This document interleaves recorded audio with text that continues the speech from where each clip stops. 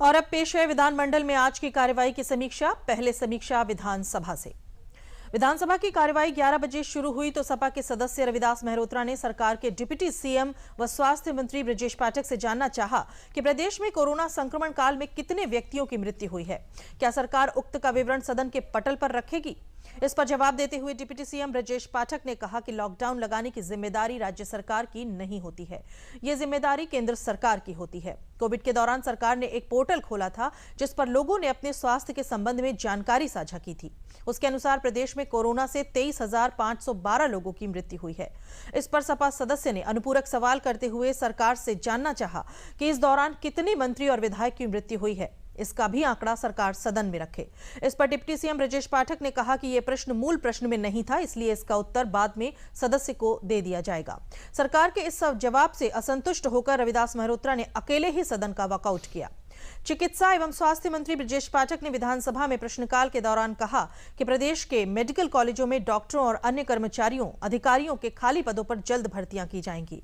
साथ ही उन्होंने कहा कि पूर्ववर्ती सरकारों में गलत ढंग से मान्यता हासिल करने वाले नर्सिंग ट्रेनिंग कॉलेजों की मान्यता रद्द की जाएगी। प्रश्नकाल के दौरान सपा के मनोज पारस ने जानना चाहा कि कोरोना काल में संक्रमण से अस्पतालों और अस्पतालों के बाहर कितने लोगों की मृत्यु हुई, इसकी संख्या पटल पर रखेंगे। इस पर डिप्टी सीएम ब्रजेश पाठक ने कहा कि कोरोना के दौरान बनाए गए पोर्टल पर मिली जानकारी के मुताबिक प्रदेश में 23,512 मौतें हुई। बाद में सुप्रीम कोर्ट के आदेश पर ऐसे लोगों से आवेदन लिए गए जिनकी कोरोना से नेगेटिव होने के 30 दिन के अंदर मौत हुई थी। ऐसे सरकार को करीब 48,171 आवेदन मिले थे। इनकी जिलों में एडीएम व अन्य अधिकारियों की कमेटी द्वारा जांच कराई गई। बाद में 39,267 लोगों के आवेदन स्वीकार कर मुआवजे का भुगतान किया गया और जांच के बाद 1,774 आवेदनों को निरस्त किया गया।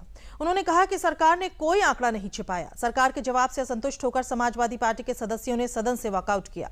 सोमवार को विधानसभा में बजट पर चर्चा जारी रही। सपा की पल्लवी पटेल ने बजट को लेकर कहा कि ये बजट देखने में लोक लुभावना जरूर है, लेकिन धरातल पर होता कुछ दिखाई नहीं पड़ रहा है। साथ ही सरकार ने बजट में अन्य धर्मों के लिए कोई प्रावधान नहीं किया है।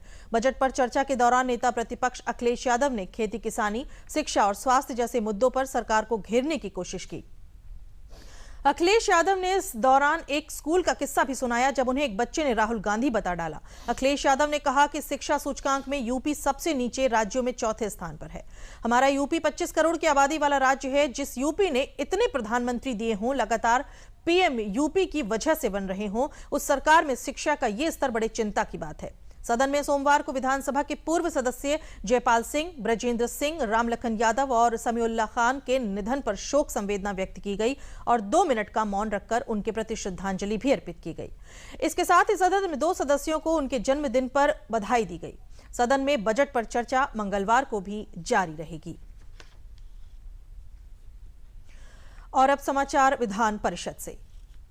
सदन में प्रश्न प्रहर सामान्य रूप से चला। सदस्यों को उनके सवालों के जवाब मिले।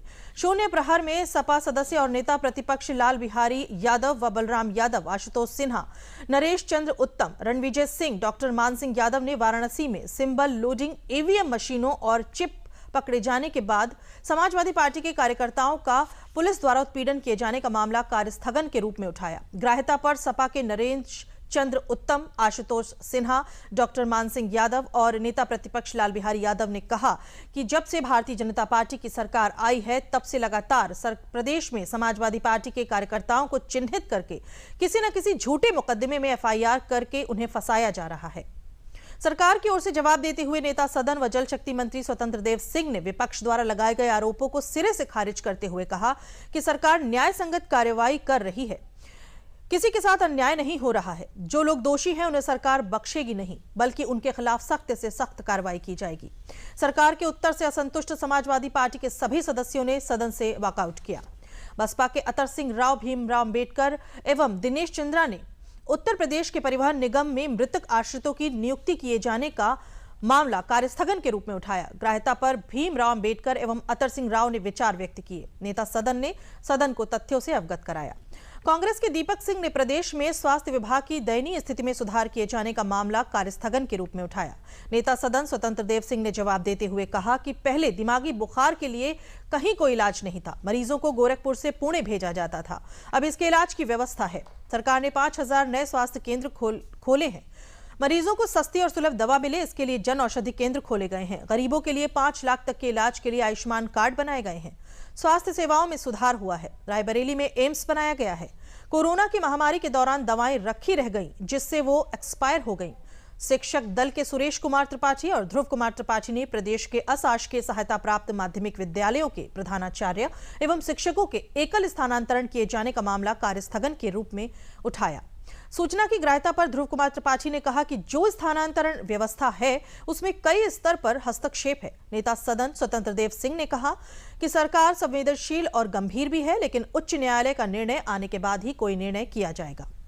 निर्दलीय समूह के राज बहादुर सिंह चंदेल एवं डॉक्टर आकाश अग्रवाल ने प्रदेश के अशासकीय सहायता प्राप्त माध्यमिक विद्यालयों तथा सहायता प्राप्त जूनियर हाई स्कूलों एवं परिषदीय विद्यालयों के कार्यरत शिक्षक एवं कर्मचारियों को कैशलेस चिकित्सा सुविधा दिलाए जाने का मामला कार्यस्थगन के रूप में उठाया। सभापति कुंवर मानवेंद्र सिंह ने कहा कि यह मामला 26 मई को ध्रुव कुमार त्रिपाठी एवं सुरेश कुमार त्रिपाठी ने कार्यस्थगन के रूप में उठाया था, इसलिए इस सूचना को पुनरावृत्ति के आधार पर अग्राह्य किया गया है। इसी के साथ विधानमंडल समाचार समाप्त हुए।